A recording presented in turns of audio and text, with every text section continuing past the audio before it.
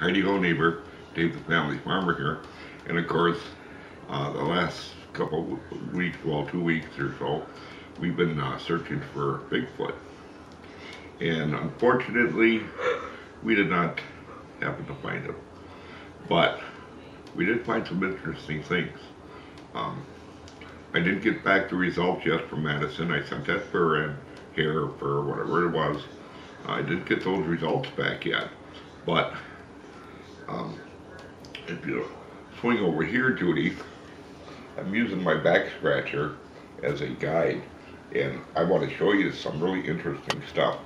We got on our field cameras, we got pictures of porcupines, um, possums, raccoons, skunk, deer, black bear, fox, and coyotes. And we also got one of an owl, and that was really cool because and I'll put up the pictures a little later. But that owl had seemed to uh, been swooping down and grabbing something. He was looked like he was coming down to the ground, and maybe there was a rabbit or a squirrel. At night it was a great horned owl. It was a really cool picture. But anyways, what I wanted to show you this was, of course, Steve had Group A. You know, he was in Section A here. Mark was in Section B, and of course I had Section C. And in Section C, there was a female bear and her two cubs. And she had all 14 cameras that I had. She was in all 14 of them, all 4 days that we had the cameras up. She wasn't in B or she was not in A. They stayed right in this area, the the two cubs and the mother. Okay. In Mark's, there was a black bear, and I'm gonna say it was a male, and he only stayed in this section. He never wandered off anywhere. We got, I don't know how many pictures of him on every single camera. So he was all in here. Okay, this right here where the X is where the guy said he saw Mr. Bigfoot. Yeah. Okay, but here's some interesting stuff. Here on camera number 13 on Steve's area, number 8, there was a 10-point buck. And of course, every evening he went out wherever we went. But on Monday morning at 7:01, he came back and he bedded down. Tuesday morning at 7:05, he came back and he bedded down. Wednesday morning, he came back at 7:03 because all our cameras have the date and the time. He came back at 7:03.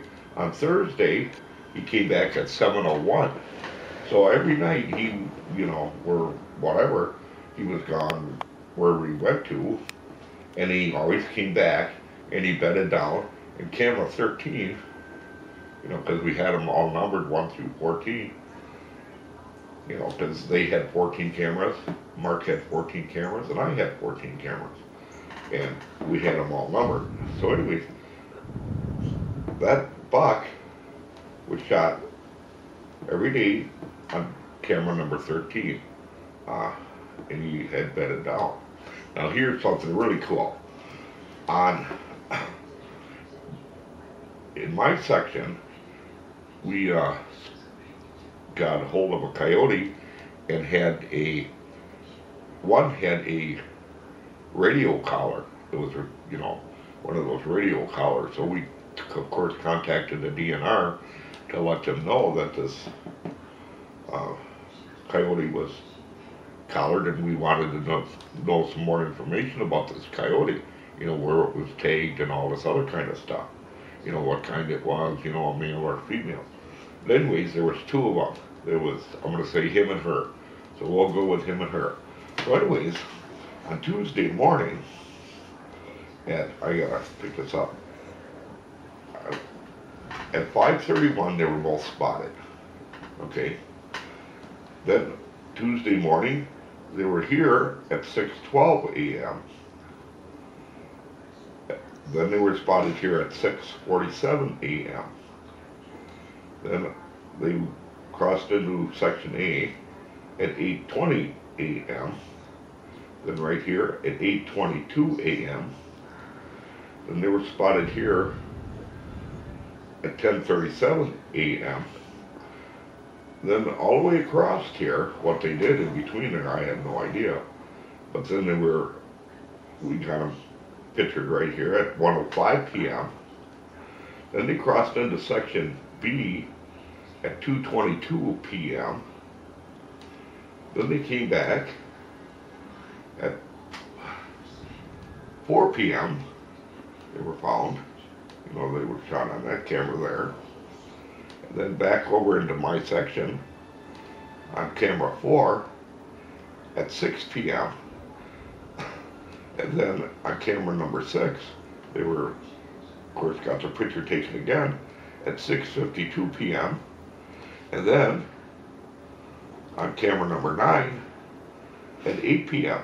So those coyotes, those two, made a big circle, so to speak. You know, they must mark their territories because they came back to this camera for whatever reason. You know, probably to check, you know, how animals do their territorial thing. They pee on stuff and they show off their doohickey, their territory. So we found that rather interesting, you know, for a coyote to travel. I mean, we're talking miles here. If you saw in my previous video, the circles, you know, because I have it on the topographical map, how big of an area that is, and we're talking miles here. So those coyotes, you know, they did a lot of traveling on Tuesday. And that's the only pattern that we got of them. Otherwise, we got them, you know, here, you know, under section C and A, and not one of them, the coyotes, the only time they were in section B was on Tuesday. We only caught them on A and C, that pair of coyotes. So we found that rather interesting. So folks, even though we didn't find a Bigfoot, we did actually learn something about, you know, animal behavior and, you know, stuff like that. So, all in all, it was quite an experience. We didn't see it, but we were hoping to, but we didn't. So, but I'm not saying that we won't look again if someone calls us, because now we're got a little bit more knowledge of what we're doing. But when the lab results come back for that hair and that fur, because if you saw in my first video, you know, searching for Bigfoot, you'll see what I had in that plastic bag. And when those results come back, I will let you guys know. So, with that in mind, hey, you all take care, and happy hunting for Bigfoot. We had a good time. It was a lot of work, but we had a good time doing it. And, you know, we were outdoors, having fun, of course, in the rain, but we had a good time. So I hope you enjoyed our results, even though we didn't see Bigfoot. Better luck next time, right? Hey, with that in mind, you all take care, and God bless.